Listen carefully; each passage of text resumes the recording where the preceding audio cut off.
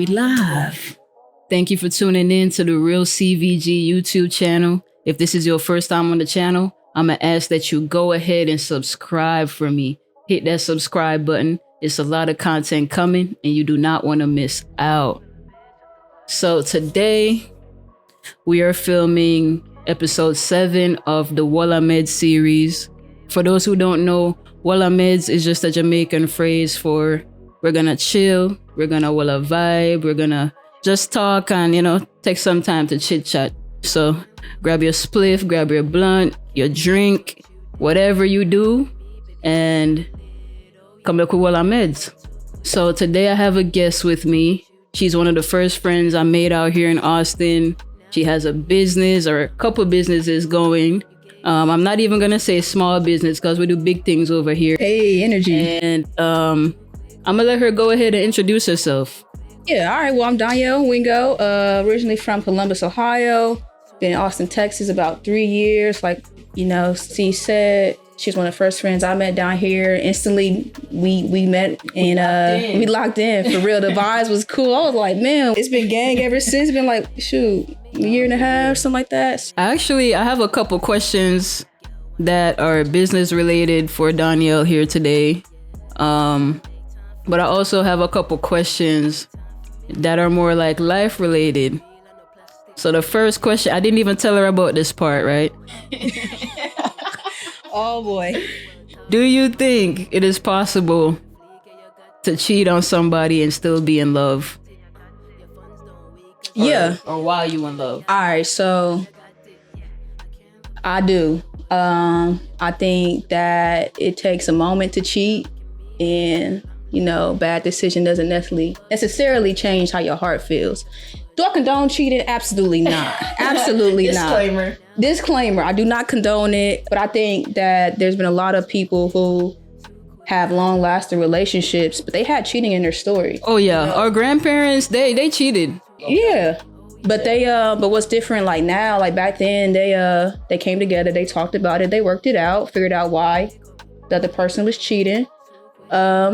They live in their happy story. So I definitely think it's not either or. Mm-hmm. But on the opposite, there are some people who are like habitual cheaters who probably do not love you. So that's a whole different conversation, Yeah. Moral of the story, know your partner. Yeah. Know your partner. Know your partner, man, as best as you can.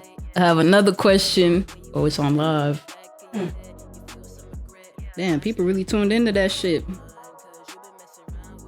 Yeah, we might take this on the road. No, for real. C and me and D. Who you ain't C and D? We gotta figure out our name. Pizza. Oh shit, my bad. Next question. Do you think emotional attraction is more important in a relationship, or is physical attraction more important? And don't say they equal, because they not. They not. Come on. Nah, so I will say that they both matter. When you first initially meet someone, that's physical attraction. You can't really build an emotional connection without seeing it. Well, I guess you can. So what's that show called?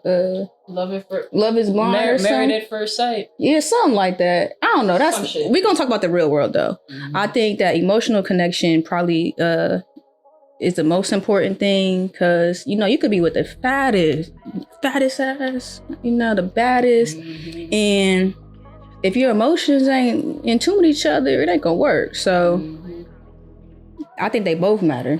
They do both matter. Yeah, I agree. I think they both matter. I mean, I'm not gonna say looks is everything, because it's not, but I want to like what I wake up to in the morning. I would like to, but I also want to be able to like have a conversation with you and like, you understand me on a deeper level. So right. And then once you start understanding people on a higher level, they become more attractive. So yeah.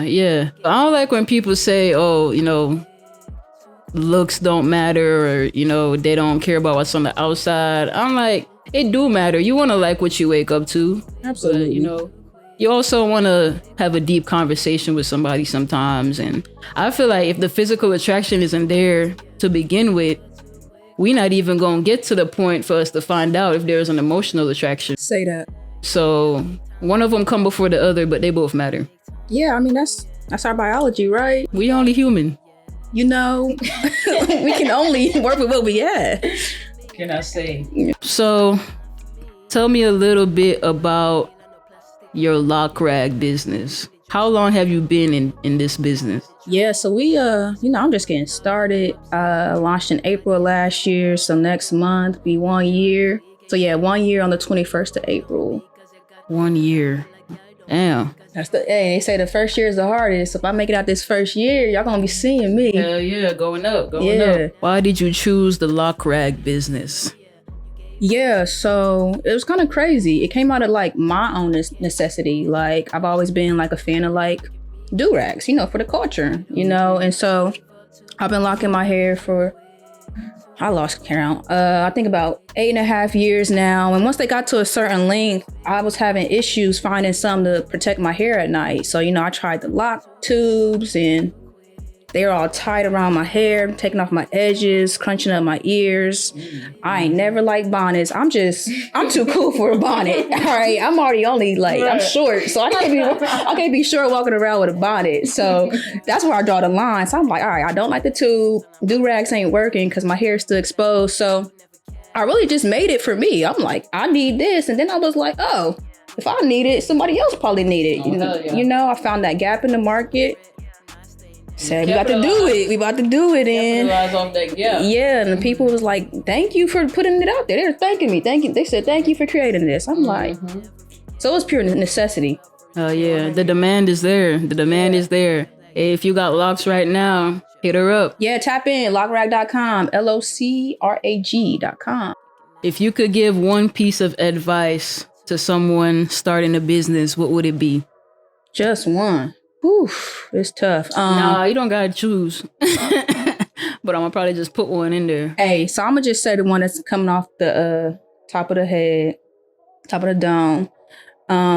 Whether you in business right now or you think about starting a business, my number one tip would be to learn a skill and then master it. Like put time into mastering your craft, whatever that may be. I don't care if it's doing nails, if it's doing vending machines, it's real estate, a t-shirt company. Learn a skill that will push your business forward and then master it, and then learn how to delegate and outsource things that you're really not good at. Pick one and go hard. I will say, like, a skill will take you further than any job.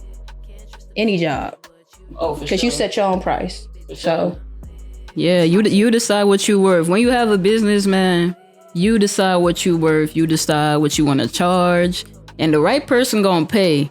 Somebody gonna pay. Yeah, you just gotta when it comes to like pricing and stuff, and maybe if you struggling to get the dollar amount you want. Oh, there's no voice. No voice. Can y'all hear us? See, we popped because we was talking shit on Instagram, and now they say, all right, we're gonna take your audio. Can y'all hear us? Yeah or nay? Okay, bet. Y'all can hear us. Everything good? Damn, y'all missed some good stuff. I'm not gonna lie. Y'all, yeah, I thought it was. Damn, we was spitting gems. Instagram said the microphone on. A 2 a.m. Rise music video dropped 2 weeks ago. Make sure y'all go check that out. It ain't no femmes watching this. Bro, you almost made me choke. My grandmother, she was engaged, and then she met my grandfather like a month before her wedding, and he swept her off her feet. Yo, wait. A month before the wedding? Mm-hmm. Damn. Swept her off the feet, and they've been married for 68 years.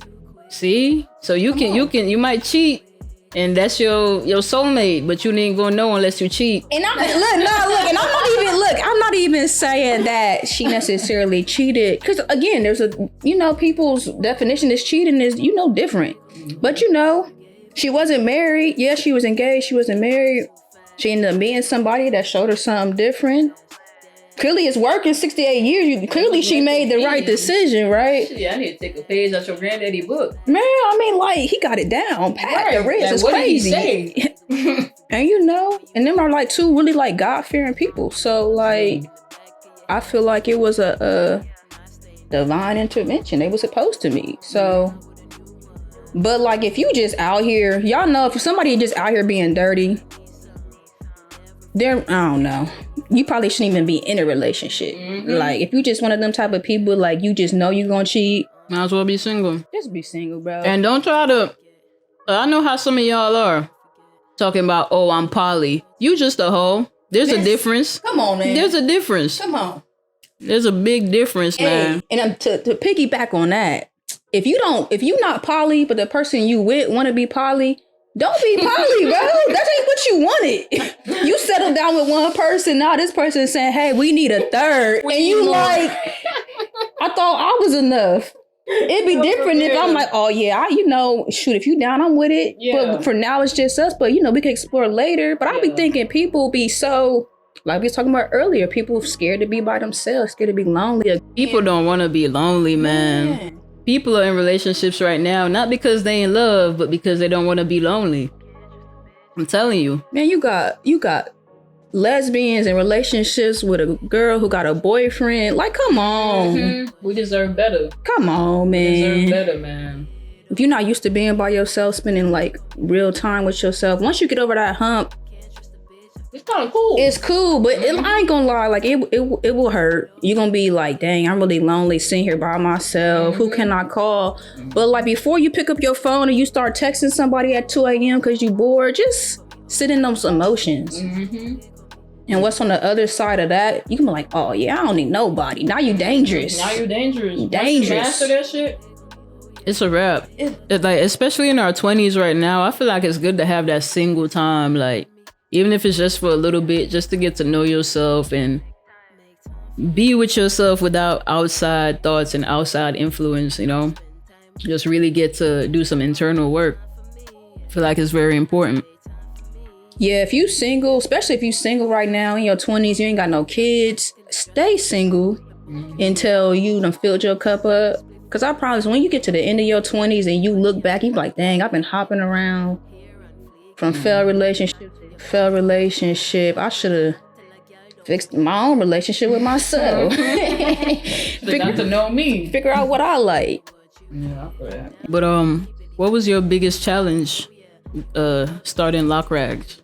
The biggest challenge as a new business owner, I do taxes. That's a service business, but making that switch to products, it's a learning curve. And I think the biggest challenge is just knowing what you're capable of and what you can do like well, and then what you really can't do well, and delegate that.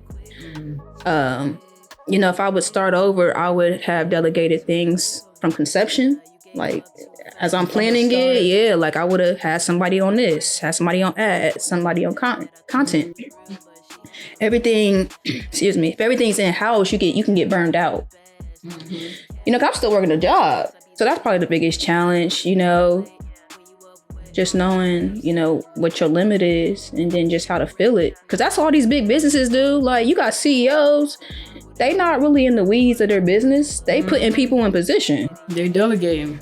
So that's the thing that will take you from a small business to a big corporation. Like bringing in people who are more skilled and intelligent in areas than you are. I mean, outside of that, just staying focused. There's so many distractions in our world. Like, this year, I just started putting my phone on Do Not Disturb on certain hours. Because I'm like, my phone don't stop. Right. Like, if it ain't an order coming in, it's a call or a text coming in. Like, and you need that downtime to get your mind right. Yeah. If now you be staring at the screen all day. All day. Man, that screen time go crazy sometimes. Man, what? Migraine. Eyes burning and everything. Well, shit, I think that's it. Cool. Well, that's all our questions for today. I appreciate y'all tuning in, man. Make sure you subscribe. Go check out the music that I got on here and the videos and all that. Content is coming consistently, as y'all can see. You feel me? Yeah. Make sure y'all tap in with Lock Rags. You got an Instagram for that? Or? Yeah, at lockrag_ on Instagram, lockrag.com if you're ready to get yours. All right, go get that. I appreciate y'all, man. Peace.